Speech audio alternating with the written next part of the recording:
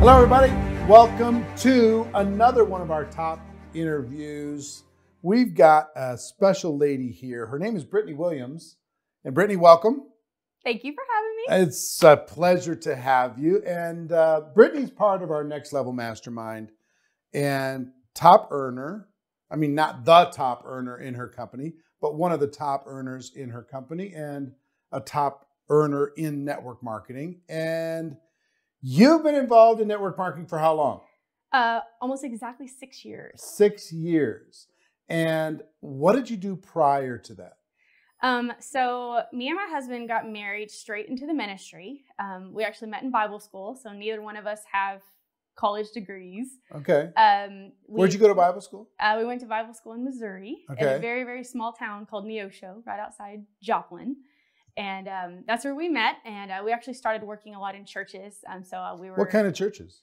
I grew up Pentecostal. Okay. Same. Did you? Same. Oh, yeah. Yeah. Grew up in the church. My uncle's a pastor. My dad's a pastor.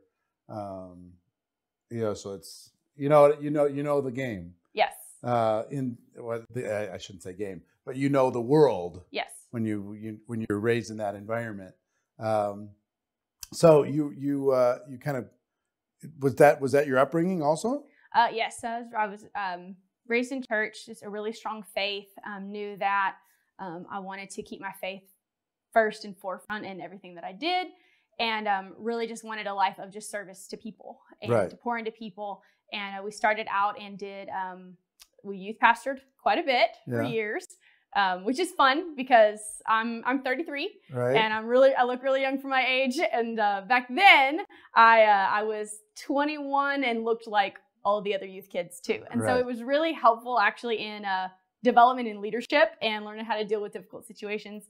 And so we were in ministry full time for about 8 years. Mm-hmm. And so during that time we were working in a church in Oklahoma. We had our 2 children. So I have a daughter, Sophie, she's 9. And then I have a daughter, Violet. She is 7. And so we had them 17 months apart. And that's really when life just kind of started to change for us. We had 7 different roles at our church we were filling. Our pastor passed away while we were there. And so I literally was in a place where I was taking care of 2 babies.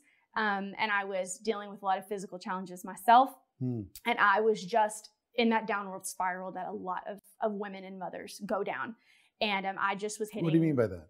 I was just overwhelmed or what? I was overwhelmed. I was dealing with a lot of things that a lot of women deal with after having babies. I had absolutely no energy. I was dealing with a lot of postpartum issues. And I felt like I was not enough for the people I cared about the most. I've always been someone that felt like I could do anything and always motivated. And every day I felt like a piece of me was getting taken away every single day. And I felt lost. I felt like I didn't have value. Anything that I did, I was not being the best that I wanted to be at it.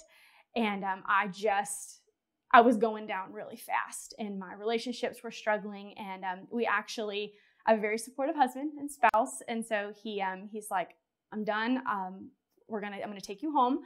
We were in Oklahoma at that time. We moved back home. It's one of the things when they talk about ministry, and I shouldn't just single out ministry, but ministry is a little bit notorious for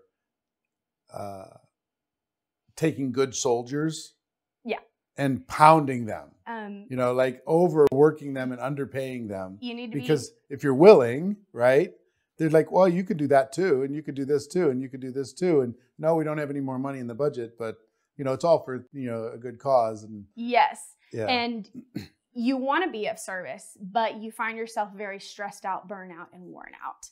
And that was the place I was in. And when we got to 7 different roles we were filling in the church, I knew I couldn't handle it anymore. And so we moved back home, and I had a 1-year-old and 2-year-old at that time.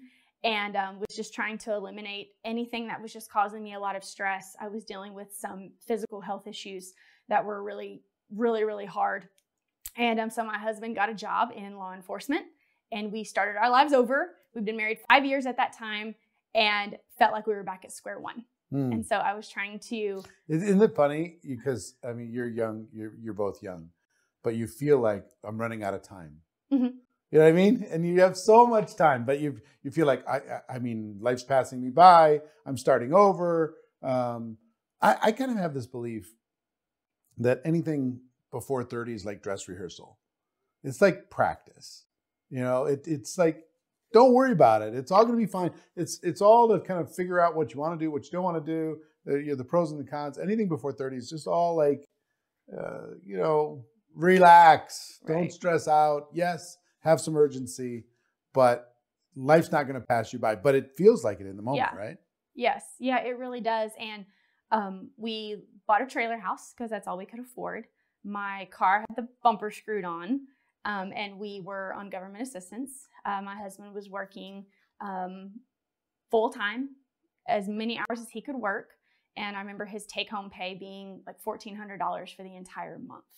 And so I had 2 babies. And so just to be able to work full time and put them in daycare for that age was going to eliminate any reason to go work. I would just be working to pay for daycare.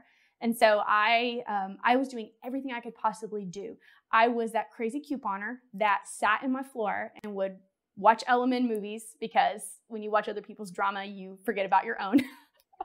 And I would sit there and clip coupons for 4 or 5 hours a day just to buy groceries for my family. And I got my grocery bill to $100 a month for a family of 4. No way. Living off of garbage, buying cheap food. And we know what you put in is you're going to pay for it, right, anyway. Me and my husband we were getting in bad shape. Our health was not a priority like it should have been. And I felt like I was losing control of everything in my life. And so I just don't like that feeling of knowing there may be an emergency or something, and like that it would be that thing that would take us out. And so I just remember just looking through all the things, right? And network marketing never popped in my mind. Nobody in my family did it. I'd never heard about it before. I didn't spend any time on social media. I didn't have any friends that did it. All my friends were tired, broken, worn out, and trying to do the same thing as me. We didn't have successful friends or anybody to learn from, right? And so we just felt lost. And so I found myself going through all the things. Maybe I could do this. Maybe I could do secret shopping. And I ended up starting a house cleaning business because I could work that around my husband's schedule. He worked nights. I worked during the day. I would let my mother-in-law watch them those few hours during the day, and we would literally just trade off. I never saw my husband. He never saw me. Whenever we were home at the same time, one of us was sleeping, and that's fabulous for a marriage when you don't see each other and when you have 2 toddlers as well too.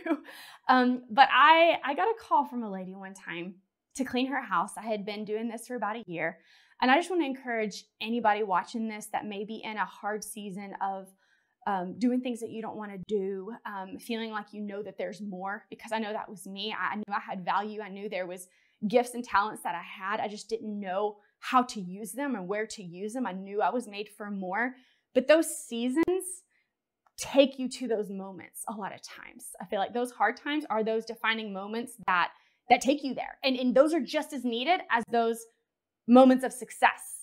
And I was cleaning this lady's house, and she was just different. I had probably 30 or 40 clients, and I went to her house, and I still can see it. It's a nice house. She had this Escalade out in her yard, and I remember just looking at it, and, it was a nice life, right? You could tell it was a nice life. And she was the most genuine, just open, she was just so kind to me and did not judge me when I walked in that door. And she just... You got a little emotional when you said that. Is it, were you feeling judged a lot? Oh, very much so. I was very judged. I feel like there's different professions or roles that people are in. And I truly believe how you treat someone is truly how you are, because you don't know someone's story. You don't know their life. You don't know, there could be someone that has a master's degree that chose to stay home and take care of a aging mother and chose something different. You don't know someone's story, and she frankly didn't care. But the problem was I got really good at putting on a smile. You do that in ministry. You put on a smile, you suck it up, shove everything in the back, and you don't talk about it because so many people need you. And so I got to be a master of putting myself constantly on a back burner, putting on a good front, putting on a good smile, being what I needed to be for other people. And then I could go home and then I could cry for a few hours if I wanted to, because then there would be nobody to see it. And I did that. I did that for years. I was the mom that cried in her closet 5 out of 7 nights a week because I had my 2-year-old telling me that she didn't love me because I was no fun. I was the no mom that anytime they wanted to do anything, I didn't feel like it because I was constantly exhausted or stressed. And I met someone that was not like that. She was not that way, and she didn't feel that way. She was so excited, and I didn't even know what she was excited about. And I walked in her bathroom one day, and she had something that none of my other clients had. She had this big poster board on her wall that said, "Why not me?" at the top. And it said financial freedom. She had it written down in a Sharpie. And it had time freedom written down.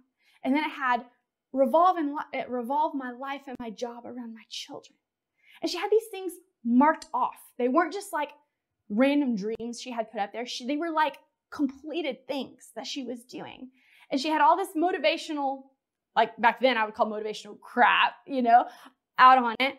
But I remember getting to the bottom of her board, and it said, and you just have to visualize, right? I'm standing there. She's my last house for the day. I had been cleaning 6 or 7 hours. That day, I got a call from my mother-in-law, and I answered quickly because she hardly ever calls me and doesn't want to bother me, but she was letting me know that my youngest daughter, Violet, was walking, and I was missing it. And we'd been kind of working with her, but she was actually really walking on her own, and she wanted to tell me. And I remember just sitting in the floor, and I was in a lot of pain just from physical issues. And I remember just thinking, enough's enough. I'm tired of this. I've been doing this for a year. This is getting my family nowhere. I'm scared to death that if anything happens, like we would be taken out. I had a dream of homeschooling those kids, and I had a timetable because they were 1 and 2. And I literally had a 3 years I was thinking about and going, I don't know how I'm going to do this. In 3 years, I want to be able to do this. And I felt like I had no choices. Anything in life was stuff I had to do, nothing I wanted to do. And I felt like I was very blessed. I had 2 children I prayed for. I have a husband I was madly in love with, but I wasn't enjoying any of the blessings that God gave me. And I looked at her board that day, and I just saw it differently. I was holding the toilet brush because it was in her bathroom, and I was about to go in there and clean her bathroom. And I looked at the bottom of her board, and it said, Mama got her happy back. And I remember looking at that and going, that's what I want. I've lost my happy. I've lost my purpose. I don't feel like I'm even worth anything anymore. This woman has obviously found something I don't have, and I'm going to figure out what it is, and I don't care. I just kept watching her, and I didn't say anything, but I was there every week, and she was going on trips. She was doing all kinds of different things. She would just leave me a check on the counter, and she just intrigued me. She never sold me on anything.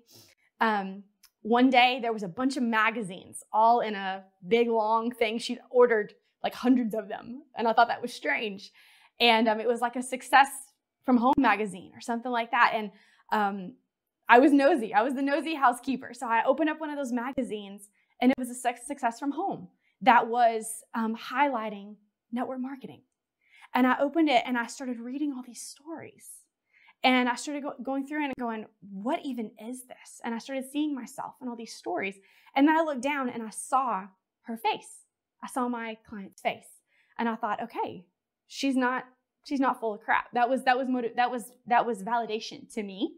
And I thought, as soon as she gets home, I'm literally going to beg her. I had no money. I had no money at all. So, but whatever it takes, I said, I'm going to find out what she does. I'm going to find out what she's into. And I'm going to ask her, like, whatever I got to do, she's got to tell me. During that time, I actually met her sister. And that's the first time I ever had someone that told me their story, like with the business and with the products that she was taking. And she was literally, I couldn't hardly understand her because she was so emotional. And I thought, nobody ever gets emotional about their job. Like this is a heart thing. Like this is a lot more than, what I'm used to.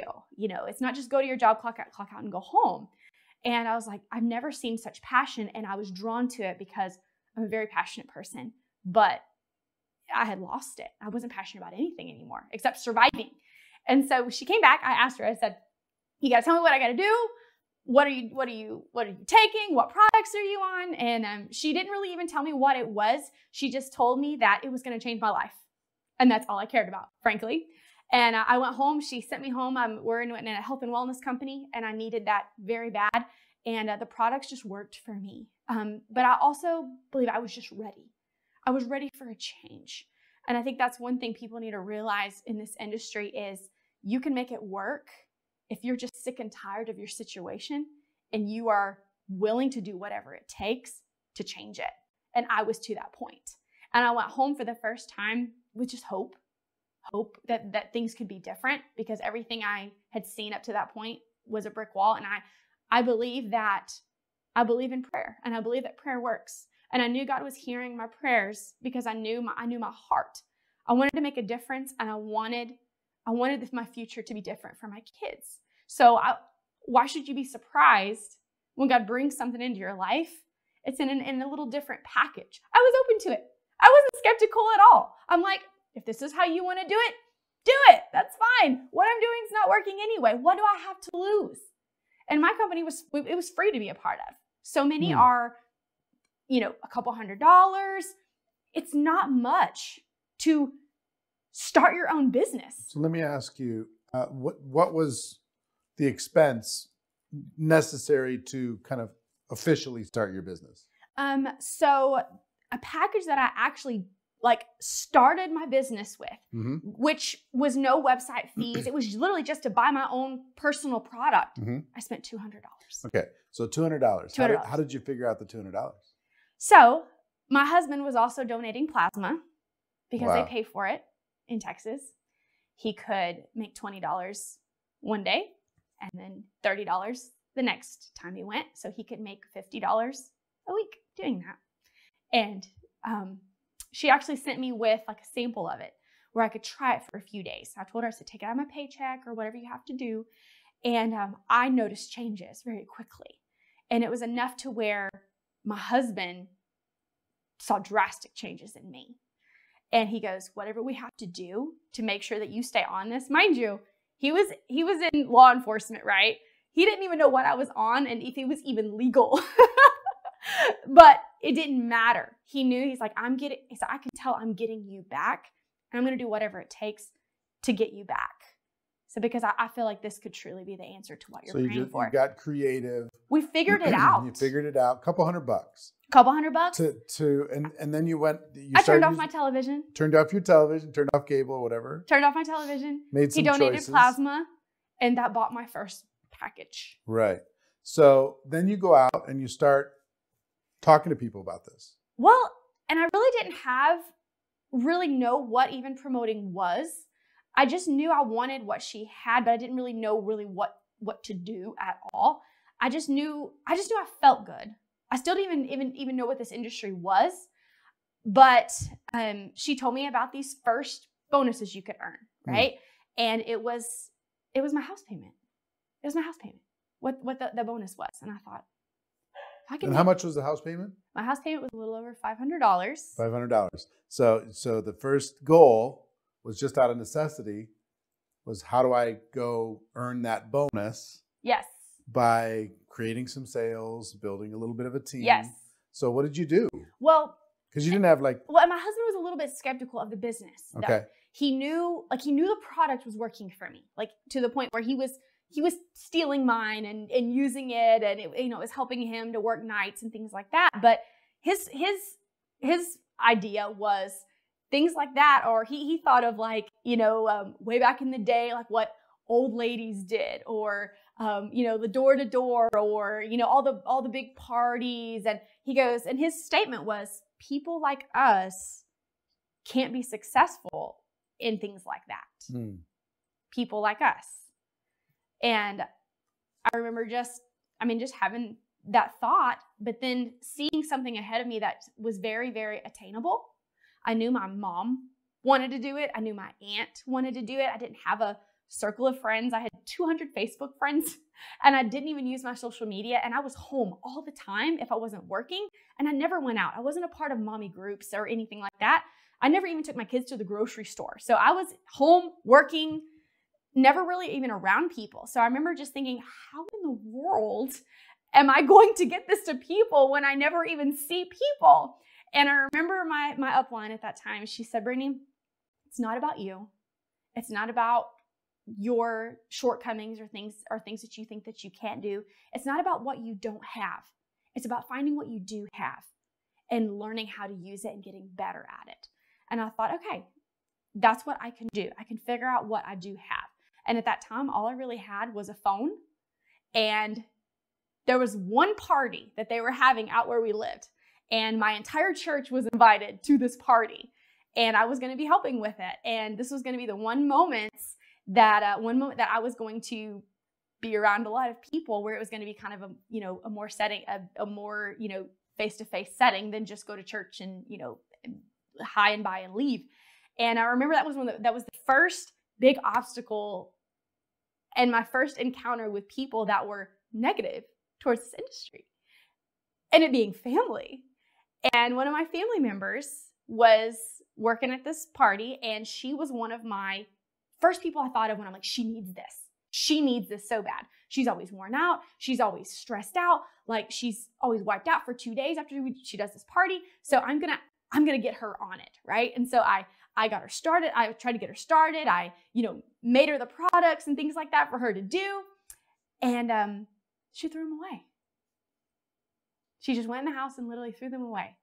And someone I'm kind of close to. And I remember just thinking, oh man, like that feels like rejection, but I'm like, and I just remember thinking, if someone I love and care about and someone I'm thinking of isn't open to this, how am I going to get anybody to be open to this?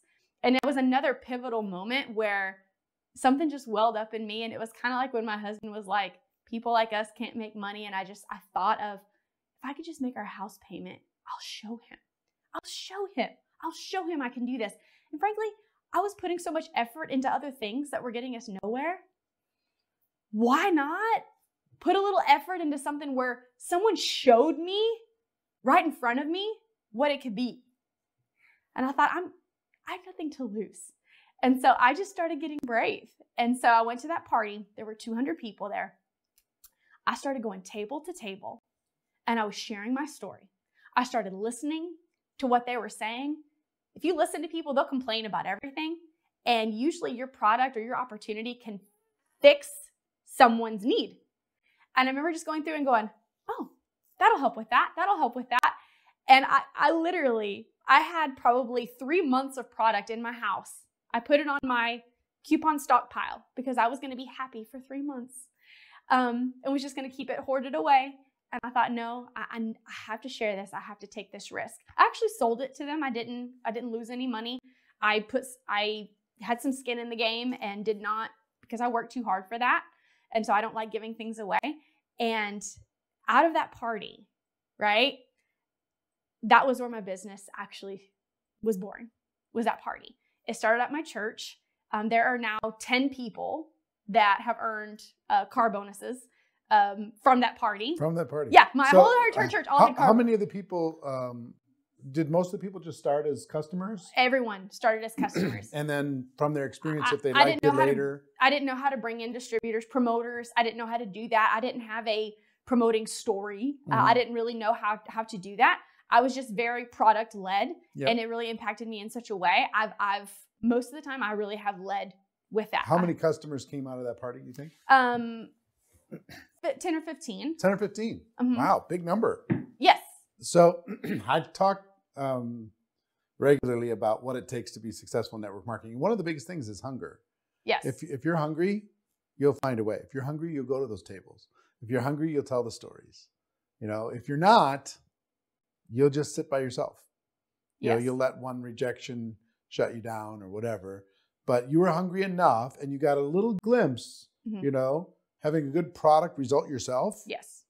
What gave you confidence to be able to say, oh, I want to help other people get that. Right.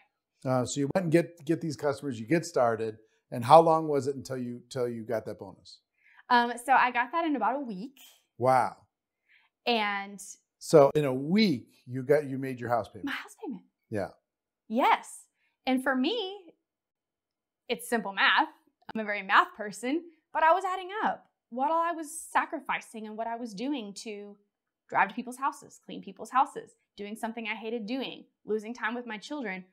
Everything I was doing, I wasn't sacrificing anything, any of those things.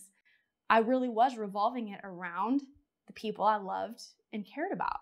I could do it. I could do it with 2 babies. I could. Things were stressful. Things were hard a lot of times, but it was nothing compared to what I was doing. And the reward that I was getting in return was like, oh my goodness, this is a no-brainer. But I quickly was exposed to the long term, right? And I think it was really helpful that I was exposed to someone at the top of that company, because to me, that was all there was. Well, and whether you're personally connected with that person or you find out. Yes. So if your sponsor is not successful, and a lot of times the sponsors are not very helpful. Yes. You know, the immediate upline, you need to find inspiration somewhere else in the company. You have to have someone to paint that picture for you. Right. Have a vision and say, well, you know, if they could do it, why can't I do it? Or they inspire you to take more action, or to do more than you would have done, or to prove something to them or to yourself. Yes. Talk to me about 90 days in.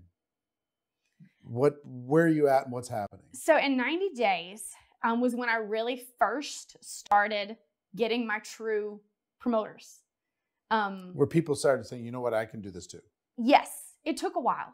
And I like to tell that to new people, and they say, and there's different language for people watching. People to make an income. Yeah, promoters, affiliates, distributors, brand ambassadors. There's lots of different kinds of names, so don't get hung up on the lingo. You know, in her company, it's promoters. But you're building business. You're attracting some business builders, people. Some people who want to grow a network in addition to selling personally. Yes, I was helping a lot of customers. I was getting really excited because these were people I knew, and they were telling me their stories. And I was mind blown, because I could not believe that I had a piece in creating that type of story. And like, you couldn't make that stuff up. That wasn't stuff you were Googling or, you know, reading out of a magazine. These were real life people that I knew. My mom was telling me these things, my family and different ones. And then I'm going, let me tell you, I just made my house payment. And it wasn't that difficult. Mm-hmm. It wasn't like, go find 100 people. It was, for me, it was find 4. Right. 4 people. And I was like, and that happened so quickly. And then I doubled it in 2 weeks. And then to be able to show someone like that, that's also in the same position as me, maybe a stay-at-home mom, and to be able to go, listen, this is actually making a dent. Like, this is actually making a difference. Like, this is not just pennies and you spending hours of your time trading for it. Like, this actually, and I had to go through that because I didn't really see that other than that one person. And I just kept saying, if she can do it, so can I. If she can do it, so can I. If she can do it, so can I.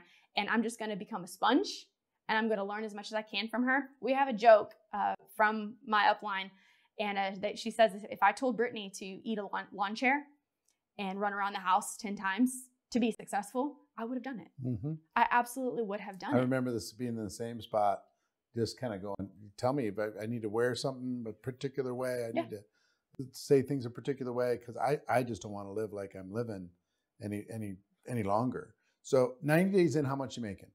About $400 or $500 a week. Okay, so you're making a couple thousand a month. Mm-hmm. 90 days in, was significant. That was literally like I was making my husband's income. Yes. So were you still cleaning houses at the time? I was.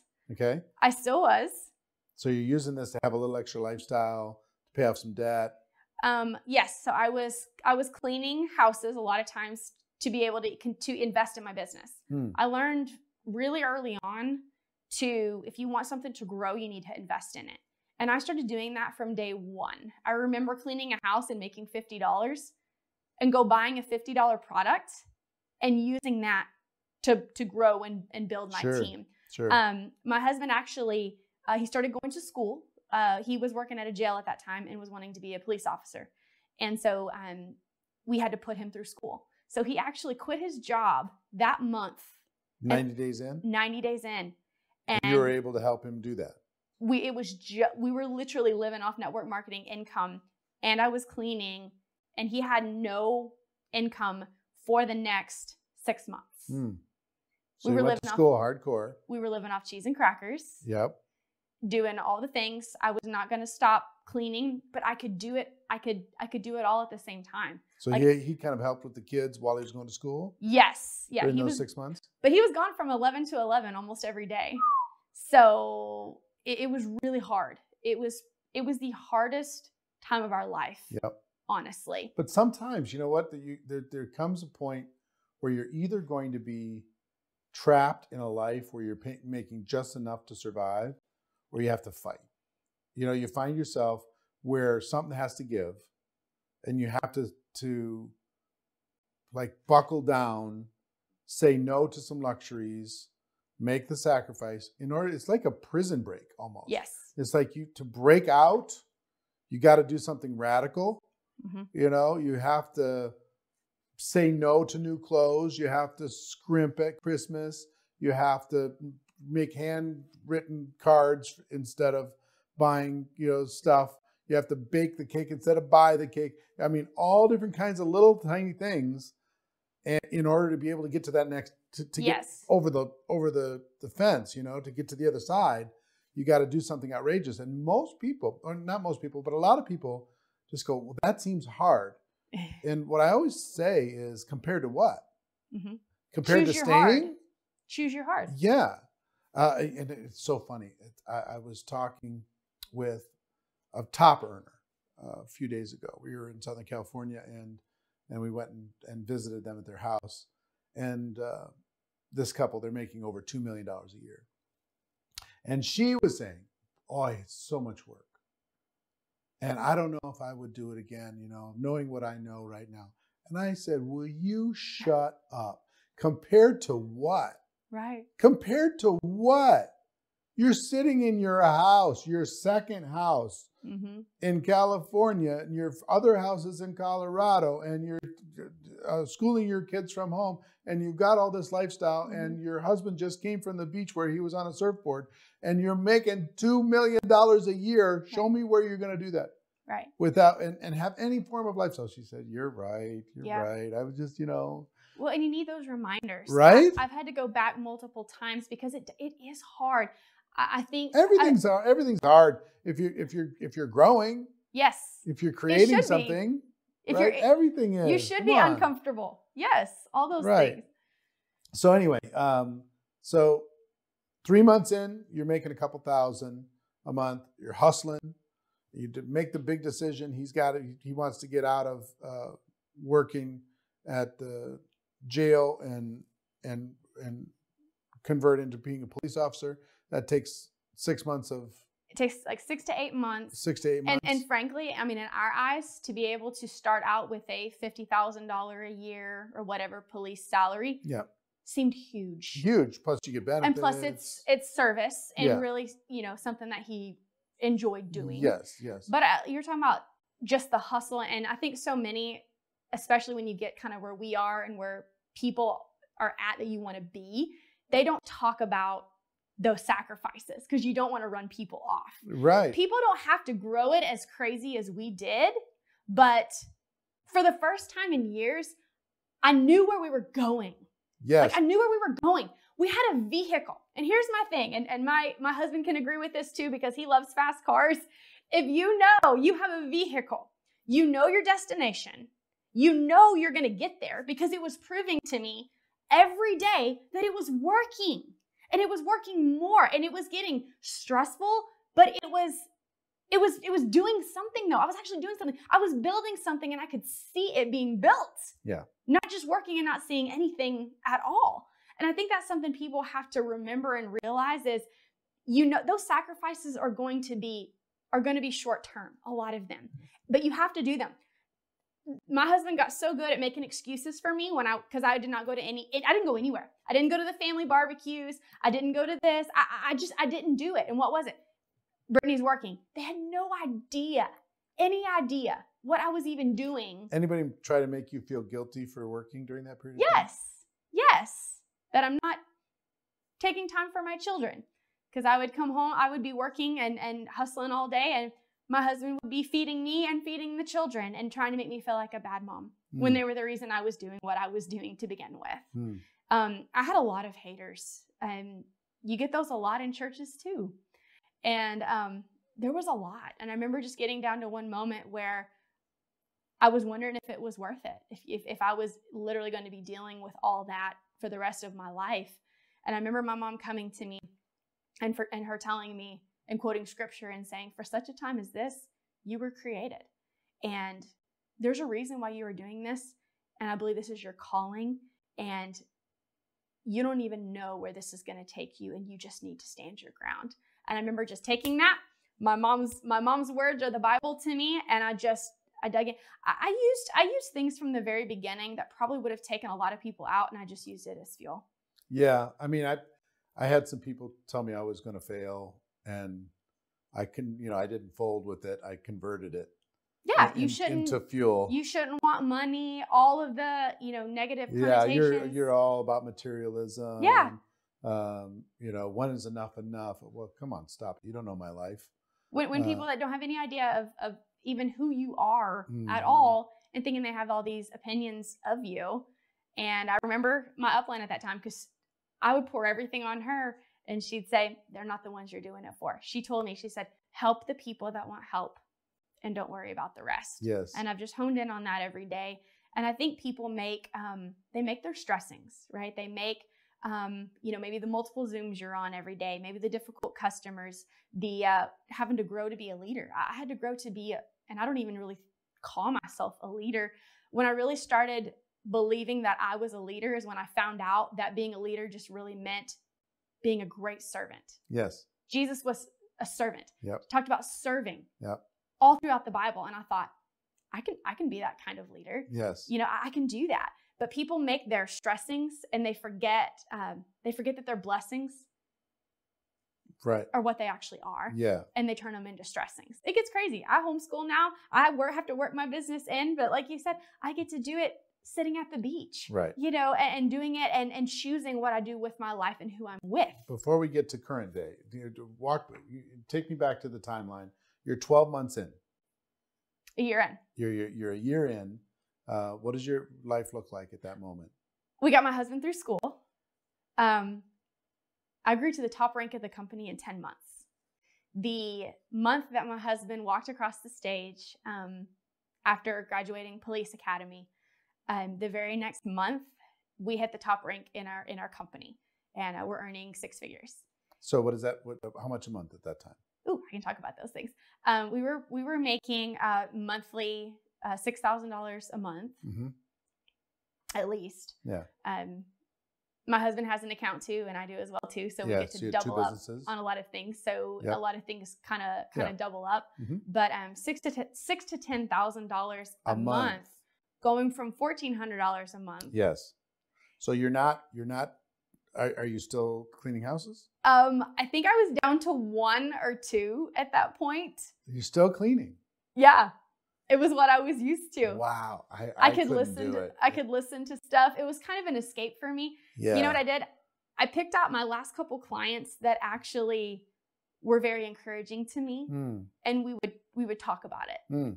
So it was literally like a $40 clean, but it was an older man that believed in my dreams, and I just couldn't cut him loose, right? I understand. Because he was the encourager when none of my friends would, right? And another one was a realtor in my town that saw something special in me, and he was one of the only people I worked for that really invested in me and took time in me, and he was actually one of the first people to order from me.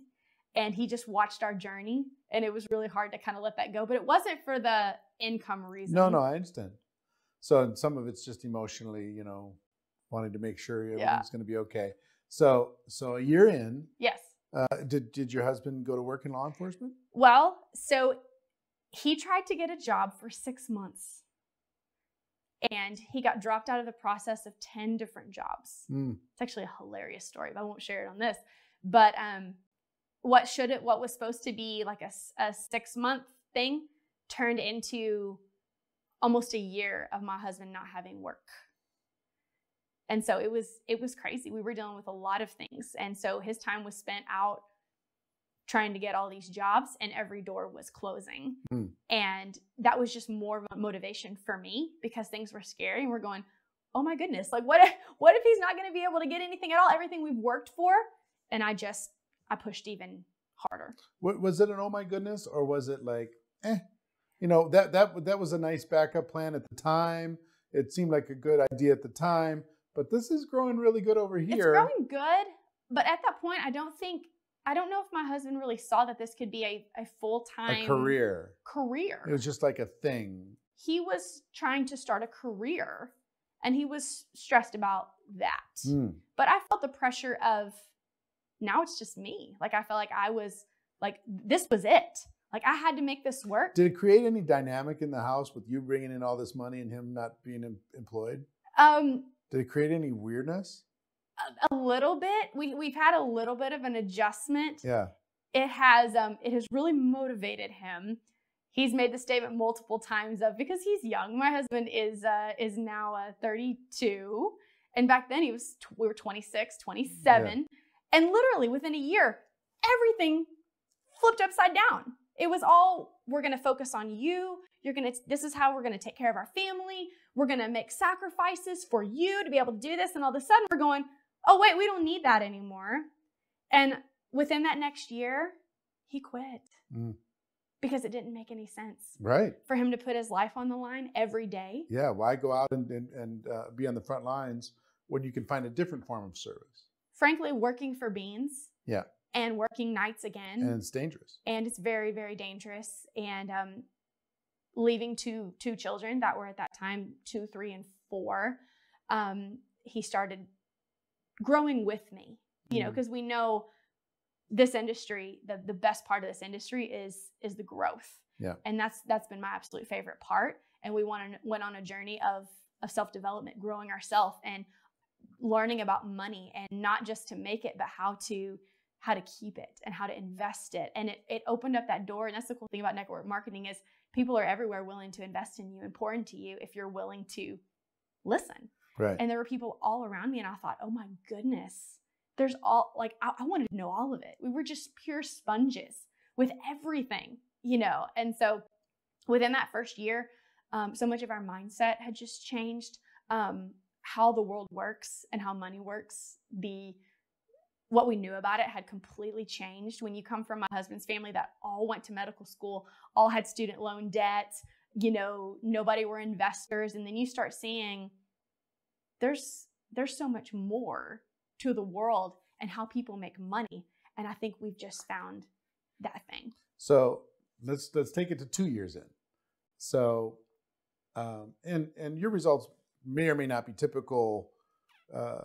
I think a person has to have an extraordinary hunger, and they've got to be willing to make some sacrifice, do some work. But it's an example of what's possible, right? So you start off desperate, exhausted, depleted, $1,500 a month, living in a trailer. You had like one car, I'm guessing? Or 2 cars? Or we had a couple cars. What were you driving? So I had my second car I ever owned. I had a Mazda 3. A Mazda 3? Like a 2005 Mazda 3. And what was he driving? driving? My husband was driving a salvaged Chevrolet pickup truck. Okay. And 2 years in now. 2 years in. Approximately, you know, what did your life look like? Where were you living? What were you driving? What were you doing? So I had a Lexus. Yeah. People would laugh because they'd come to my house and my car was worth more than my house. Yeah. You're still in the trailer? No. Okay. No. But I had on my vision board within that year that I wanted a home. I wanted a house. And I didn't want to be out in the country like we were. We were way out, and it took forever to even get to town. My first goal was just to have a house in town, just for the convenience of it. And within that couple years, we bought, at that time, our dream house in town. That was 3 miles from the grocery store because that was a luxury to me. Fenced in backyard for the kids. 2 stories, so we could kind of space out, you know, a little bit more. and I absolutely loved it. Absolutely love it. I remember walking in and opening I walked in like, I literally think I bought that house for the refrigerator because it was huge. And you're just like, you don't even know these things even exist. And you know, those are things that you don't think that you could ever even have. And I've never been material about anything, and still never have been. But that was one of the things I wanted first, and it happened pretty quickly. Like you were saying, talking about how results vary for different people. Mm-hmm. If I was talking about vehicles, I think for me, I knew where I was going. And if you get in a car and you know it has any kind of power you want to give it, why would you not floor it? Mm-hmm. You don't have to. And that's what I want to tell people is they can get there in whatever pace that they want to get at. Some people just want to make it a slow thing. For me, when I figure out what I want it and I want it now. And so that was just how I responded to it, and how I've done with it. And I've just been a floor on the gas kind of person. Yeah. I think there's different phases in network marketing for a person's career. One phase is getting started and getting to a point of survival. Okay. Just getting by. Another phase is first phase, kind of going from crisis to survival. You know what I mean?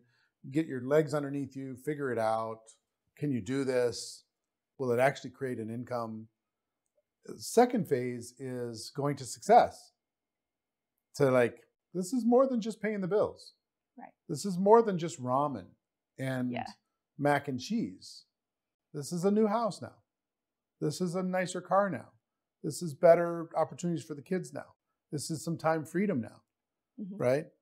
And then the third phase is significance, which it shifts about not just being about you, but it's about helping others, not just with the product, but with freedom of their own. Mm-hmm. So talk about, when did that shift happen? When it started to be where you were good. Yeah. You're you're still ambitious, still growing, but it became, the drive became more about helping other people achieve what you've achieved than it became about you, just about you. There was one defining moment when that happened. I went to an event, and at that time, I guess I just thought our story was normal. I didn't think it was anything ordinary or extraordinary. We're just ordinary, regular people, and I guess I really didn't think our success story was that great. I don't know. To me, I'm like, I know what we wanted. It was great. And I got the opportunity to meet one of our CEOs at an event. Yeah, you have co-CEOs in your company, right? Co-CEOs, yeah, one of them. And he was at an event, and I went up to him, and I was shaking and so nervous, and didn't do a lot of really speaking at all. Never saw myself as that at all. And I just went up to him, and I was shaking, and I just said, I was in tears, and I said, I just want to thank you. So I just want to thank you. We were at that time about 2 years in. We had a very, very large team, and I was blown away every week when I was getting my paychecks. And I'm like, I knew I did the work, but he had a big piece. And I told him, I said, I can't tell you thank you enough for creating something like this for people like us, that we can live a life like this. You don't know how grateful I am. And I just started telling him little pieces of my story that I hadn't told anybody else. And he goes, stop right there. He's like, just stop right there. He's like, we're going to start this event. And I'm like, okay. And I just sat down. He's like, you just hold that. And we had an event. There was maybe 500 people there. And we got in the middle of it, and he just called me up. And I'm kind of known as Little Brittney to a lot of people. And I've felt that way about myself a lot. Like I can make this for my family, but I've never really felt like I can inspire other people, that they can, I've never really, it took a while to walk into that role, like you're talking about, of saying, of you can do this with this business too. And he had me up there, and he said, tell me what you were telling me before we started this event. And I just started telling my story. I didn't know how to do it. I hadn't pre-planned anything. I just started talking about how I was a housekeeper and how I had dreams and how grateful I was for this business and how it changed my life. And everyone was in tears. And my CEO was standing there. He couldn't even look at me, and he had his face down. And I knew he'd heard so many stories all the time. This is what he does. And he had his face down and he was trying to hold it in. And I'm like, is it really that big of a deal? Like I'm really just grateful here. I'm not trying to pull anybody's, emotions. And it blew up, right? And people were videoing it. It got shared everywhere. And he came to me afterwards and he says, you don't have no idea how many people you are going to inspire with your story. And I had flashbacks of my mom when she told me that. And I was like, this is so much more than just for me. This is not for me. This is all about how many people I can take with me. And he said, I want you to speak at our next Palooza event where there were 5,000 people in the room. So it went quickly from 500 to 5,000. And everyone in that room was in tears too. And I thought, okay, if my little story can impact that many people, I have people that messaged me from that day that I still to this day have never met.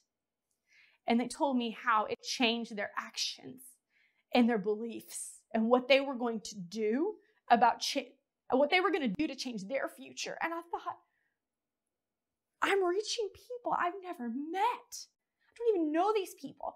And that instance showed me how big this truly could be. And it grew my belief into maybe I can change my life. Maybe I can make our house payment. Maybe I can help a few people here. But I'm limited to this, right? Okay, maybe I can share my story on this platform. And then it started going, and now I go, I could change the freaking world. Because it's not just about what I can do. It's who I can influence, who they can influence, and who they can influence.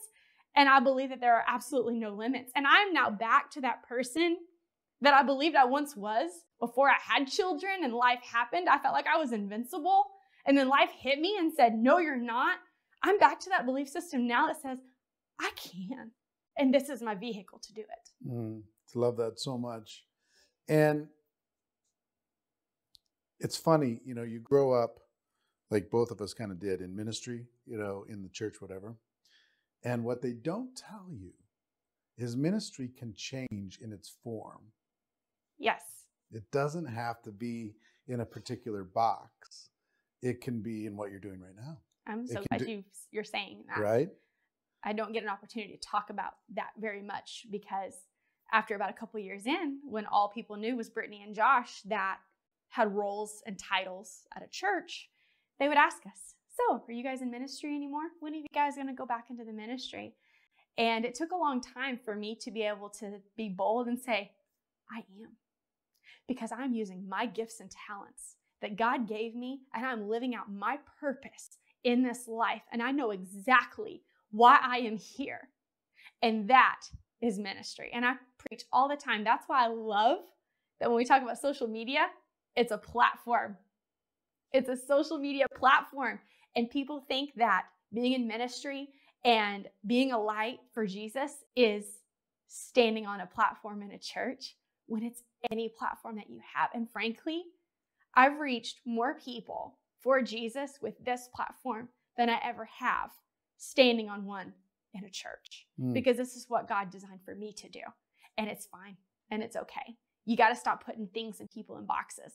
And not by chance, most of my team is comprised of people in churches and pastors and ministers, missionaries, that this is the vehicle that enables them to live out their ministry. So when people ask me what my ministry is, I say, I minister to ministers.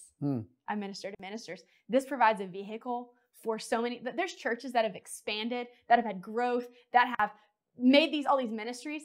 And I know it's because this opportunity is what provided that way for them. And they will say that as well too. You can't tell me I am not in ministry. Yeah, love that. So we have the snapshot of you at the beginning, desperate, depleted, scared, unsure of where you're going to go in your life. Find this vehicle, you find some traction, get moving. And now fast forward to today. What my life looks like today. What does it look like? I obviously don't stress about finances. I don't worry about what house payments are. I don't worry about vehicles breaking down. I live in my dream home where my kids, we now have 8 acres in Texas. It's literally perfect.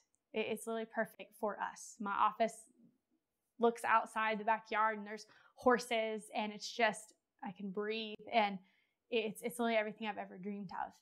And I love the beach. Okay. So I live in Texas, and my opinion is that we don't have very many pretty beaches.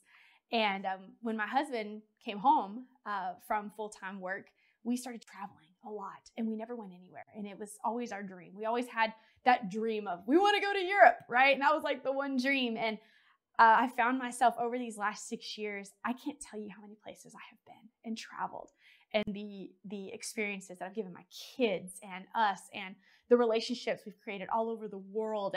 And there's a hashtag, where's the Williams? Because people don't know where we're going to be at any given time. I get to homeschool.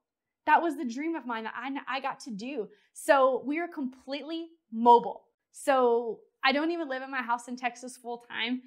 We fell in love with Florida, so we claim as half Floridians. And we actually started, we have beach houses there that we rent out. And so I spend half my life in Florida.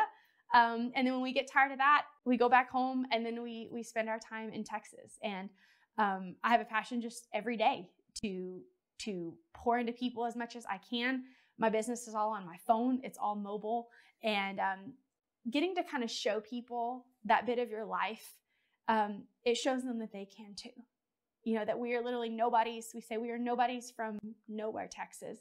And I used to think that was that made me less than, that being just a nobody, you know. But I found out that was our strength. And that was why they wanted us. I'm like, why does everybody want us to come travel and come talk to them? I don't speak that well. You know, we're not that put together. And people were confirming to me, and they said, no, we wanted you to come because you're normal. And when we hear you talk, we believe that we can. And I thought, okay, that's not a weakness. That's a strength. So I love to, I don't have to, but we spend a lot of our time, we go travel and we meet our friends and our team and share our stories with them and help them grow and, you know, build them up. I take my kids come along everywhere we go. So they get to see this life, and I get to live out my passions and my dreams in front of my little girls. I used to feel like that I was the mom that was always going to tell them the things that they could do in life. And I was always going to be the hypocrite looking in the mirror and telling myself the exact opposite. And I get to literally live it out in front of them. And that's why I include them in everything that we do, because they get to see firsthand what it's like to go do what you were meant to be in this world. So now I can tell them that, but I'm also being an example of it as well too. So we have a great life. We have a great life. Isn't it funny how much life can change in 6 years? And even shorter than that. Right. I don't want to forget about it, because those are hard memories that are good reminders. And there's, I had a reminder the other day when I was moving. I took a picture of 3 cards that were in a drawer. And one of them was my husband's plasma card. The other one was my house cleaning card. And the other one was my Medicaid card. And I was cleaning that drawer out, and I took a picture of it. And we were moving into my dream house. And I said, I don't want to ever forget, because these 3 cards are literally physical reminders of what life was like. And those 3 cards I no longer need anymore. But a lot of people are still in that place. And I will continue to share that, because it provides hope for someone else that's still in that situation that I was in. Brittney Williams, you are a gem. I think this information is going to be great for anybody. Those of you who are watching this, just know that change is possible. Network marketing isn't perfect, but it's better for the average person. If not for network marketing, what was going to be the vehicle? I mean, no idea. It would be really tough for the average person. So If you know somebody who needs to hear this message, please make sure that you share it with them, tag them, forward this to them in whatever way. And Brittney, continue to be the inspiration that you've been, going out there and changing the world, providing ministry in your form. It's been a pleasure to have you. Thank you so much for letting me share.